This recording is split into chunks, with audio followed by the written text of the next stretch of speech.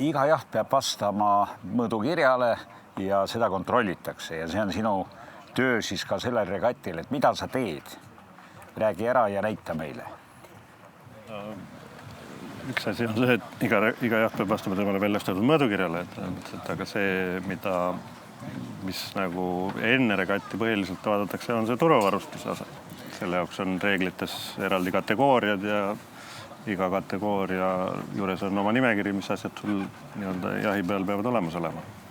Aga teeme selle kontrolli siis selle jahi peal, mille nimi on Jazz, teeme selle läbi. Et selleks meil on tegelikult selline nimekiri, mis me läbi käime, kus on sellised põhilised nõuded kirjas ja ega me palju rohkem ei ole aegagi kontrollida, kui käime selle nimekirja lihtsalt läbi ja vaatame, et need asjad oleksid kõik olemas. Et kui me seda kontrolli alustame, siis me kõigepealt täidame ära jahi nime ja kuupäeva ja kontrollija nime ja küsime, kuna sellel regatil on nõutud, et kõigal paadil peab olema ICE transponder, et ta oleks näha kõigile teistele jahtidele, siis küsime nende ICE jaoks vajaliku MMSi numbri, tagavara navigatsioonituled näiteks. See olemas. Statsionaarne raadiojaam ja sellele tagavara antenn. Siis peab olema jahil käsi VHF jaam. Kõikide kere läbiviikude juures puupunnid, et juhul kui ventiil või kuskilt järgi annab, siis auk täita. Jahil peavad olema 2 tulekustutit erinevates kohtades jahi peal. Ja. Peavad olema erinevad taskulambid öösel vette kukkunu otsimiseks. Peab olema jahil esmaabi komplekt koos esmaabi juhendiga, udupasun, seisev taglase katkestamiseks, mingid tangid nuga kokpitis, mis üks nuga crabbagis on olemas, radaripeegelli peab olema igal jahil. Merekaardid on nõutud selle regati kategoorias, paberkaartid peavad olema tagavaraks igaks juhuks, kui meie sõbralik naaber otsustab GPS-i signaali segada jälle. Ja siis peab olema hulka pürotehnilisi vahendeid, 2 oranži suitsu ja 4+3 säratuld on olemas, manuaalne pilsipump, lisaks 2 ämbrit otsaga. Selle jahiga või selle regati kategooria nõuab ka 2 ankru olemasolu pardal meil olemas. Siis peab olema meil isiklikust turvavarustuses päästevest igale meeskonnaliikmele ja turvavaljad igale meeskonnaliikmele.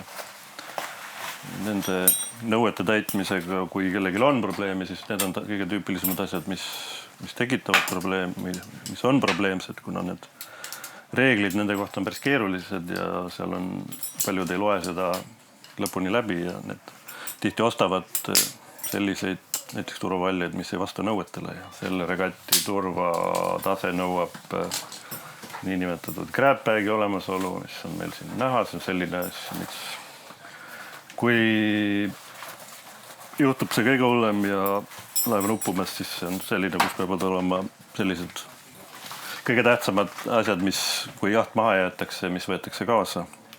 Päästerõnga nõue on, millel peab olema ka vile, tuli, triivankur. Kõik reelingud on siin regatil nõue, peavad olema roostevaba terasest trossid. Siis peavad meil siin olema niinimetatud jooksuliinid. Need on sellised asjad, kuhu siis ennast nende turuvaljastega kinni pannakse. Lisaks vaatame üle tormipurjed peavad olema siin nii tormi eespuri kui tormi kroot. Hädarool. Jep. Ja sellega meil on nimekiri läbi käidud. Üldjuhul ta nii sujuvalt jälitatult ei lähe. Tihti see, kes on saadetud selle kontrollijale siin ette näitama asju, ei tea, kus need asuvad või need on kuskil, siis iga asja juures helistatakse kellelegi ja küsitakse, kus meil see on või kus meil teine on. Ja meil seda ikkagi ei ole, see tuleb alles homme. Ja selliseid väga kummalisi asju. Üldjuhul selle jaoks on ette nähtud, et 45–50 minutit ühe jahi jaoks ja alati sellest ei piisa, mõnikord piisab 10 või 15 minutist. Nüüd me oleme siin selles suures angaaris, kus siis saab purjesid mõõta ja purjesid mõõdetakse. Ja siin on üks konkreetne puri on meil nüüd siin maas. Mida sa teed seda purje mõõtes? Seda selleks, et me mõõdame purje selle jaoks, et teada tema pindala. Et ega siin muud ei olegi, selles mõttes me märgime purjele teatud kõrgustele märgid ja mõõdame nendelt kõrgustelt selle purje laiusi. Lisaks mõõdame eesliigi pikkust. Näiteks antud juhul on meil üks eespuri. Iga purje jaoks on eraldi asjad, mida mõõdetakse üldjuhul. Aga hakkame siis mõõtma. Siin võib olla ka nii, et on näiteks mingisugune millimeeter või sentimeeter üle. On seda juhtunud? On juhtunud, aga see iseenesest ei pruugi tähendada seda, et jaht saab kuidagi karistatud. Ehk nii-öelda me otseselt me küll võrdleme purje mõõte, aga see, mis edasi juhtub, oleneb nüüd ikkagi sellest, kuidas muutub jahi võistlusväärtus, mitte nüüd see, et kas see konkreetne puri on kui palju suurem. Enne võistlusele pääsemist kõikide jahi purjed, mida nad soovivad selle võistlusel kasutada, märgistatakse siis selle regati jaoks eraldi sellega, et jahipardal ei tohi olla ühtegi purje, millel ei ole selle regati nii-öelda seda märgistust peal.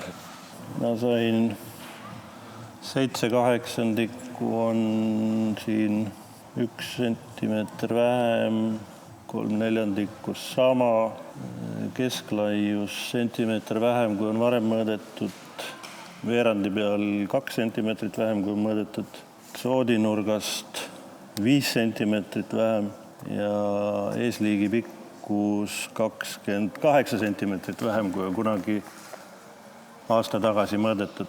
Tegelikult see, mis nende purjedega juhtub, on see, et kui öeldakse, et nad tõmbuvad kokku, kuigi nad tegelikult materjali mõttes väga palju kokku ei tõmba, vaid põhiline tuleb sellest, et kui me paberilehe kortsutame kokku, siis me ka ei suuda teda enam sama suureks tagasi.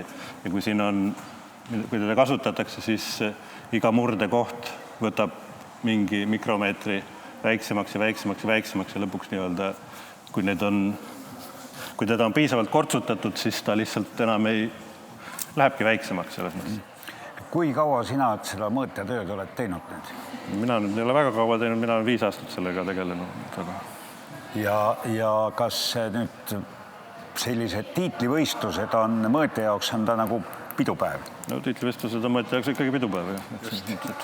Kui seda meeldib teha, siis siin on see, kus seda saab teha kurgu auguni. Edu, aitäh!